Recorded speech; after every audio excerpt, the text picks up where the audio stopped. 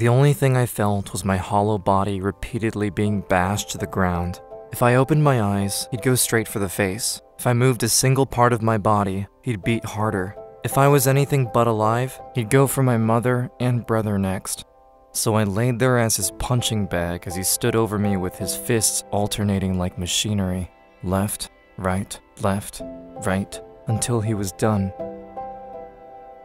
The guy beating me was my mom's coworker, where they both worked as a food prep at a plant. He wasn't always like this, and in fact, he used to spend time with us doing fun activities and taking us to new places, becoming the father I never had.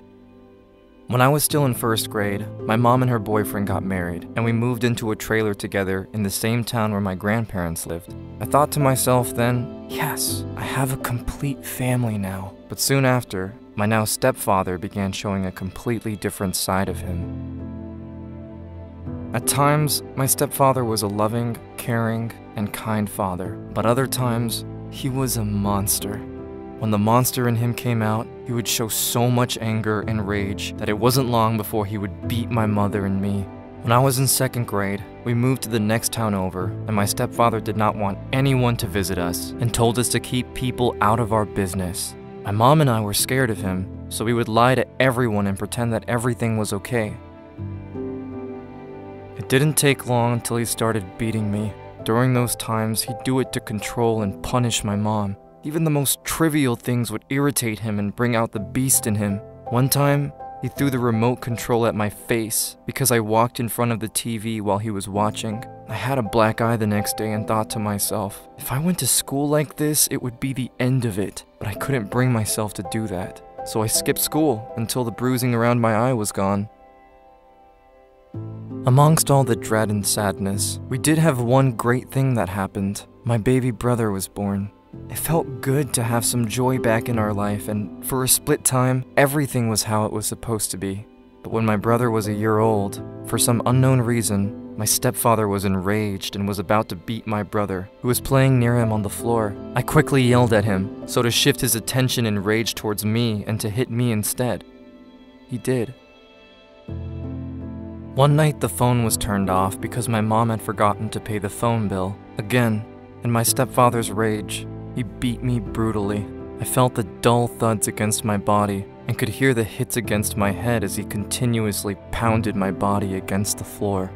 Every blow was painful. Every hit he made, I heard my body broke. The next day, I had open cuts and bruises all over my face and body, and I felt like I was run over by a truck. He told me not to go to school, but I went anyway.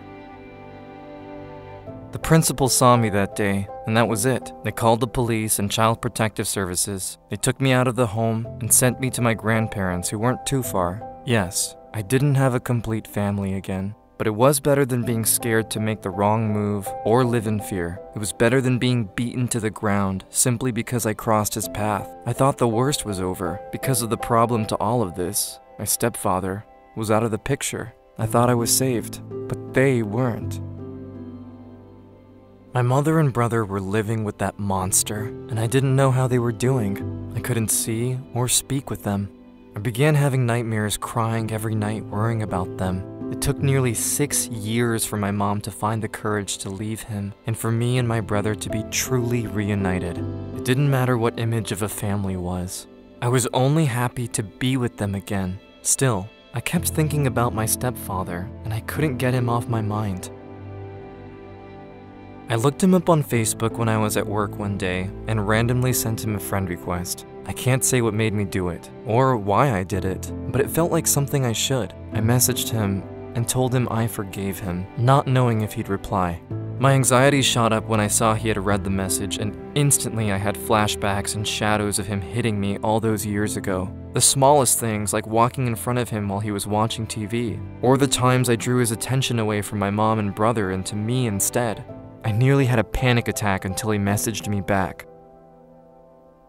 He seemed very happy to read my message and replied with the kindest messages anyone could write.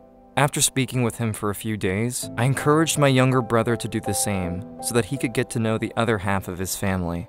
During those messages, he had apologized for his past wrongs to us, and I learned that my stepfather had lost his mom. dad and sister at the age of 4 and had been sent to live with relatives.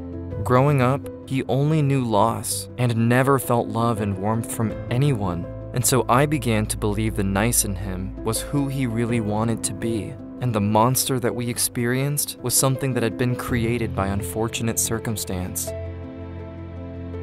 I felt reluctant anger, but the moment I forgave him, I felt like a poison had been removed from my body. My opinion became very important to my stepfather, and I think by doing it, it made him realize that these cycles could be broken and that he didn't need to harbor all the pain he'd carried all these years. He would call me and talk to me about his problems, and it sounds weird, but it felt good helping that man that once hurt me and my family so much. There are 2 lessons here. 1. If you are in a similar situation, tell someone right away and keep telling until someone listens. 2. Give forgiveness even if it feels impossible. I'm not saying you have to be friends with those who have wronged you, but if you can truly forgive them and let it go, it is the best thing you can do for your mental and emotional well-being. Anger, resentment, and hate are poison.